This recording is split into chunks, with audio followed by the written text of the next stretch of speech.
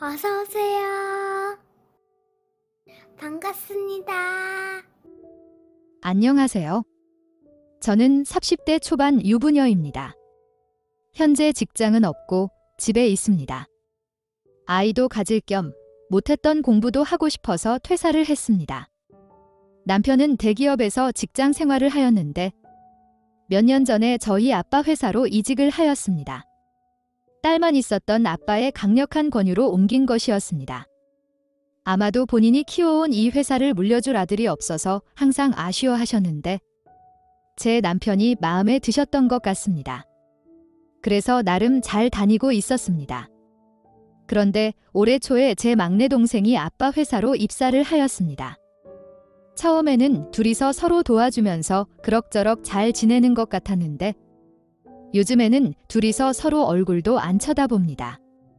일하다 보면 서로 감정도 상하고 싸우기도 하기에 이해는 되었지만 그래도 가족 모임 자리에서도 그러다 보니 좀 심하다고는 생각했습니다.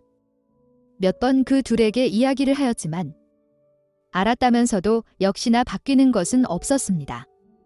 이대로 계속 가다가는 가족관계마저도 문제가 생길 것 같아서 막내 동생에게 그만둘 생각이 없냐고 물었습니다. 그랬더니 아빠 회사이고 자기는 딸인데 왜 그만두냐면서 형부 보고 그만두라고 하는 것이었습니다. 더 이상 이야기를 해봤자 저하고도 감정이 상할 것 같아서 남편에게도 이야기하였더니 더 발끈하는 것이었습니다. 잘 다니던 대기업도 그만두고 장인어른의 협박으로 이직을 하였더니 이제 와서 막내 처제 때문에 그만두라는 것은 너무하다는 것이었습니다. 남편 말도 틀린 말이 아니었기에 저도 뭐라고 할 말이 없었습니다. 며칠을 고민하다가 그래도 둘이서 감정과 오해를 풀어야 뭐든 될 것 같아서 점심때쯤 회사로 찾아갔습니다. 같이 밥도 먹고 이야기 좀 하려고 하였습니다. 회사 근처쯤 다 와가는데 남편 차가 반대 차선으로 지나가는 것이었습니다. 전화를 걸었지만 받지 않길래 유턴해서 따라갔습니다. 회사에서 제법 거리가 떨어진 식당에서 멈춰선 남편 차에서 막내 동생과 남편이 내리는 것이었습니다. 맨날 그렇게 서로 못 잡아먹어서 안달이더니 둘이서 웃으면서 팔짱까지 끼고서는 들어가는 것이었습니다. 옛날에도 남편이 동생들하고 사이가 좋아서 동생들이 팔짱도 끼고 했기에 크게 이상하지 보지는 않았습니다. 사이가 좋아진 것 같아서 반가운 마음으로 식당에 따라 들어갔습니다. 그런데 서로 얼굴에 묻은 것도 닦아주면서 있는 모습을 보는데 그전과는 무언가 다른 것 같았습니다. 저도 모르게 거리를 두고 목소리가 들릴 만한 자리에 앉았습니다. 조용히 앉아서 듣는데 역시나 단순 형부와 처제 사이의 대화는 아니었습니다. 그렇다고 직장 동료 간의 대화도 아니었습니다. 그냥 누가 들어도 커플 사이의 대화였습니다. 그들의 불륜 사실을 감추기 위해서 모든 사람들이 보는 앞에서 서로가 서로를 미워하는 척 연기를 하는 것이었습니다. 아주 서로 죽고 못 사이였습니다. 그런 사이에 저는 걸림돌이 되어 있었고요. 할 말을 잃고서는 그들이 나간 다음에야 저도 차를 타고 집으로 돌아왔습니다. 집에 와서도 한참을 멍하니 있었습니다. 며칠을 혼자서 고민을 하면서 속으로 끙끙 앓고 있었습니다. 그런데 늦은 오후쯤에 난리가 났다고 빨리 집으로 오라며 둘째 동생에게 전화가 왔습니다. 놀란 마음에 서둘러서 집에 갔더니 아빠가 남편과 막내 동생들을 죽이겠다며 골프채를 들고 계시는 것이었습니다. 일단 말리고 있는데 둘째 동생이 있었던 사실을 설명해 주는 것이었습니다. 남편과 막내 동생이 지난밤에 회사 창고에서 그짓거리 하다가 순찰을 하던 경비 아저씨에게 걸렸다는 것이었습니다. 그러자 경비 아저씨에게 눈 감아달라며 돈으로 회유를 하였는데 아무래도 아닌 것 같아서 다음날 즉 오늘 출근하는 아빠에게 사실을 알린 것이었습니다. 그러자 아빠는 남편과 막내 동생을 불려서 주의를 주고 저녁에 집에 가서 이야기를 하자고 하였다고 합니다. 그런데 남편이 아빠와 이야기가 끝난 후에 그 경비 아저씨를 찾아서 폭행을 한 것이었습니다. 돈을 주었는데도 비밀을 지켜주지 않았다는 이유로 때린 것이었습니다.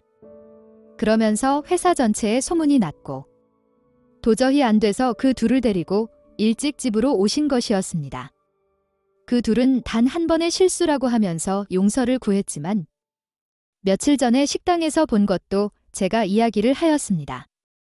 그랬더니 이제는 말할 때가 되었다면서 남편이 저를 한번 쳐다보았습니다.